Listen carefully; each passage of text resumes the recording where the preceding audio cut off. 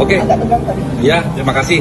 Ya akhirnya alhamdulillah keterangan dari Pak Thomas Lembong diizinkan untuk disampaikan di persidangan. Ya walaupun memang tidak hadir secara langsung tapi diizinkan melalui Zoom, itu bagi kami sudah cukup lah. Artinya bisa Pak Tom Lembong menyampaikan situasi pada waktu proses di kejaksaan. Ya. Lalu tadi memang juga agak sedikit terjadi ketegangan sedikit mengenai tentang tadi bukti-bukti ya. Jadi tadi bukti-bukti itu kami secara transparan menunjukkan semua bukti-bukti kami. Ya, mereka mau cek, mereka mau periksa, silakan. Karena kan memang sudah di domainnya ke pengadilan. Tapi ketika kita mau periksa bukti-bukti dari mereka, dari pihak termohon agak keberatan tadi di sana itu tadi. Akhirnya setelah terjadi perdebatan, disetujuin bahwa itu boleh diperiksa. Dan jadi kami bisa memeriksa semua. Ada beberapa hal yang menarik ya. Pertama, bahwa dari bukti-bukti yang tadi ada, belum ada audit BPKP. Ya, belum ada audit BPKP. Sedangkan kami memiliki audit BPK di atasnya BPKP. BPK itu periode 2015 sampai 2017 audit BPK. Ya, artinya dalam periode Pak Tom menjabat sudah diaudit oleh BPK dan tidak diketemukan kerugian negara. Ya, dalam audit ini dijelaskan ada kesalahan administrasi oleh dirjennya dan direkturnya dan minta diambilkan tindakan. Tapi tidak ada tentang kerugian negara dan tidak ada kesalahannya Pak Tom Lembong dalam persoalan ini. Ini audit BPK yang resmi. Sehingga kalau ini diulang lagi nggak bisa. Dan kalau dikalahkan dengan BPKP nggak bisa juga. Tetapi yang menarik tadi audit BPKP juga belum. Baru tadi ada penugasan-penugasan kepada BPKP. Lalu yang kaitan dengan expose. Jadi tadi ditunjukkan ada kejaksaan melakukan expose. Di situ ditulis tentang kebijakan yang keliru.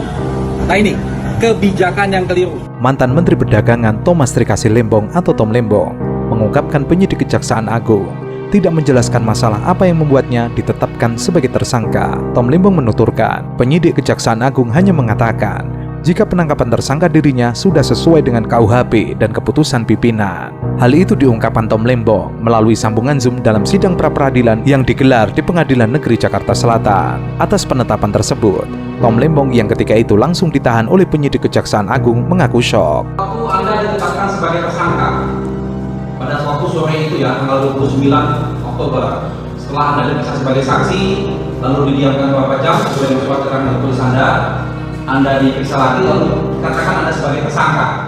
Dijelaskan nggak kenapa Anda sebagai tersangka? Apa masalahnya?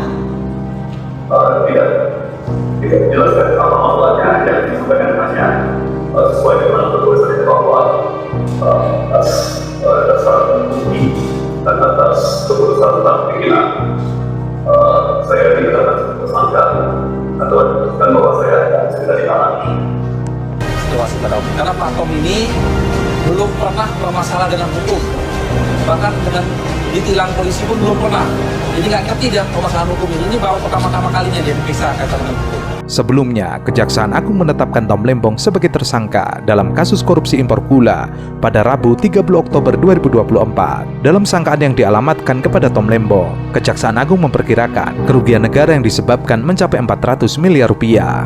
Saya hanya mau mengucapkan terima kasih untuk dukungan dan semua dari penasehat hukum, dari hakim, dan semuanya kami percayakan kepada Tuhan bahwa semua keadilan dan kebenaran akan terkuak.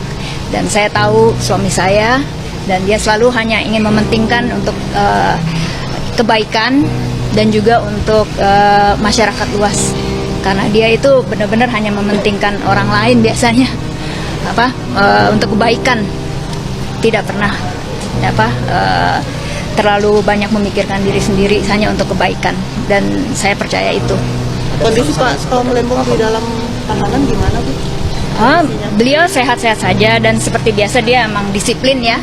Jadi makanya saya tahu dia itu sangat disiplin, meticulous, rapi. Apapun yang dia tanda tangan, apapun yang dia itu selalu dibaca dan ditulis dan semuanya rapih catatannya semuanya. Jadi kalau misalkan dia bilang ada bukti yang menyatakan otherwise, aneh gitu buat saya, kejanggal gitu, karena dia itu benar-benar sangat meticulous, rapi dan semuanya teratur gitu. Jadi di dalam tahanan pun beliau juga tetap disiplin dan menjaga kesehatan gitu.